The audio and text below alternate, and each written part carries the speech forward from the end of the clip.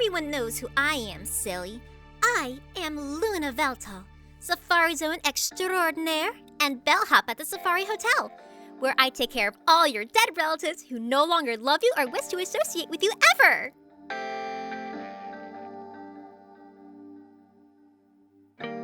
It's been quite a few years since I asked this question, but then again, I only ask it whenever it happens.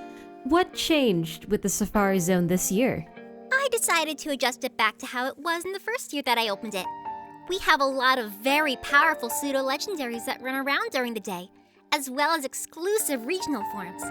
And at night, the spirits of your malicious ancestors take hold in punished Pokemon forms to stalk the night, and maybe steal your shadow. Oh, or better yet, try and take a bite of that tasty soul. Isn't that a little dangerous? I remember reading somewhere that the 5 heroes had to get you to stop doing that. No, it's totally safe. They can't actually kill you this time, just torment you. What about your brother? Is he okay with this? He's the one who put them there. He thought it would be great torment of the damned and hateful spirits we occasionally get that refuse to pass over into the afterlife. I see. That's a way to do it, I guess. Yep.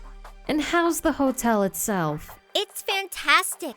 We recently got a whole string of musicians that couldn't make it past the age of 23. And now we have this whole jazz bar set up just to listen to them. The guests we have enjoy the new ambiance, considering the last few musicians we had finally decided to move on after giving a concert that lasted for 32 years.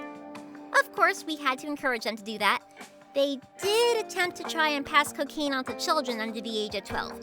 At the very least, it was an honest mistake. Mistake? How was that an honest mistake? The kids were dead. Cocaine overdose. Tragic. Happened in Yverius when a smuggler got caught and tried to take the children hostage. Didn't turn out well for either of them. This turned kind of dark. Yep. But it's a decent segue into my next question. There have been rumors of heavily decreased gang activity in Yverius, but a rise in organized crime. I'm sure you've seen the outcome of that, considering your profession. Yep. Do you have any opinions on it? I think it's actually a good thing, all things considered. Wait, what? Why? You can't be encouraging this kind of behavior, right? Well, no. The acts themselves I find abhorrent. But the truth of the matter is that there have been less deaths from Yverius the last few years than every other region. In fact, it's been cut down by nearly 43% since a decade ago. Whatever is going on there, whoever may be causing it, they're doing it quite right. Especially since deaths related to gang violence seem to have decreased dramatically. Huh. That's quite interesting to hear. You could have asked me at any time, instead of trying to gossip on TV. But then again, your parents do talk about you always trying to start conflict for your own entertainment. They miss you, by the way.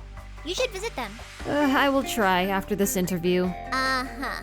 There have been a lot of mostly small protests lately over the Pokemon Championship Circuit System functions, mainly over the act of badge acquisition and proof of obtainment.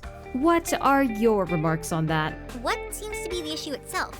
I usually couldn't care less about such things. Well, it's part of tradition to return the badge to Concordia to get it registered, and many believe that it's over the top and unnecessary.